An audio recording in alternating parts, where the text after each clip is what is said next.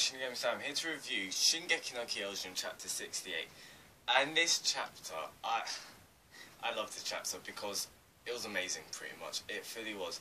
And if the room's a little bit dark, I think it's because like it's that light. It's just the shadows kind of thing in the way. So if that makes sense, I don't know.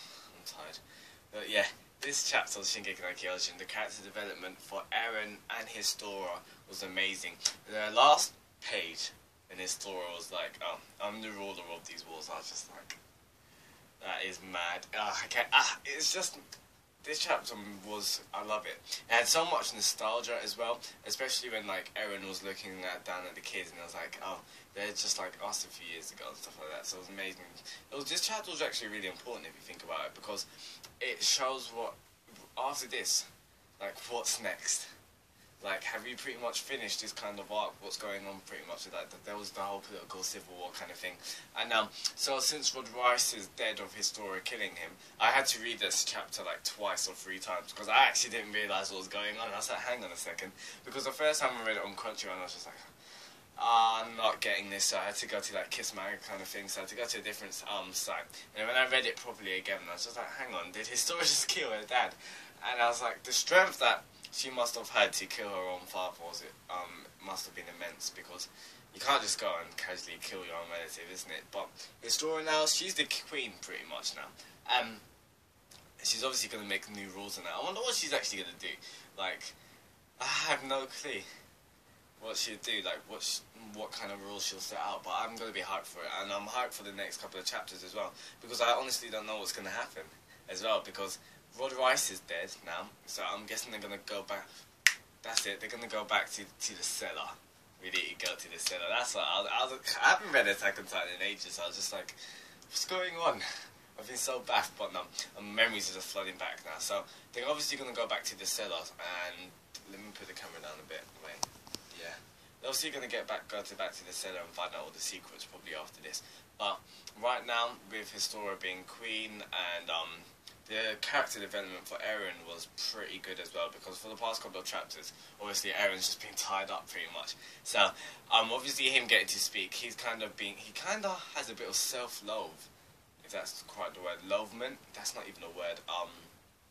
Discretion, you could say, self-discretion for himself, and of what he's done. Like, he punched himself, pardon me, he punched himself in the face this chapter, and he was just like, oh, sorry, I'm just trying to get rid of the, what did he say? The crappy person in me or something like that? I can't remember.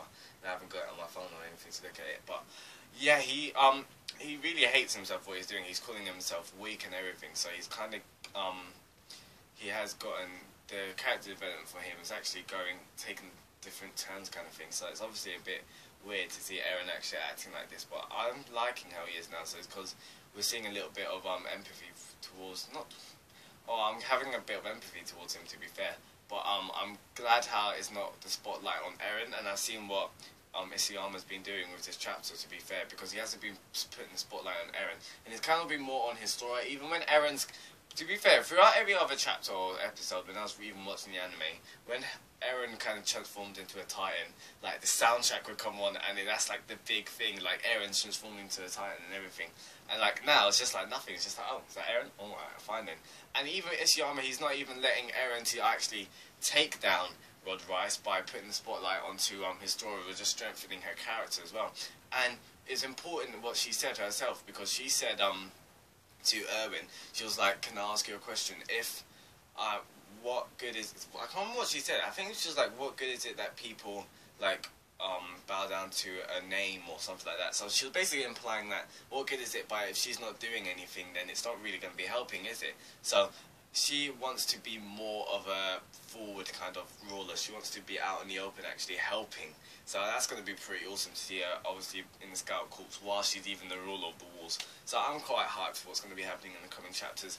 Are you hyped for Shingeki no Kyojin chapter 68? The character development was amazing and the artwork was phenomenal. It's Attack on Titan artwork is just amazing, but to be fair, the much detail that Isayama has been going through, because when he was drawing the Titans, if you saw the walls, like, there was a small panel, and you can literally, he was drawing in all the, like, all the buildings and everything, so it's extremely intricate detail that the mangaka's going through, and that's amazing because he's putting so much effort into this series, and I love it. So tell me your thoughts about Shingeki no Kyojin chapter 68 in the comments below. This is Shinigami-san. I'll see you next month for 69, and subscribe for monthly Attack on Titan reviews. See ya.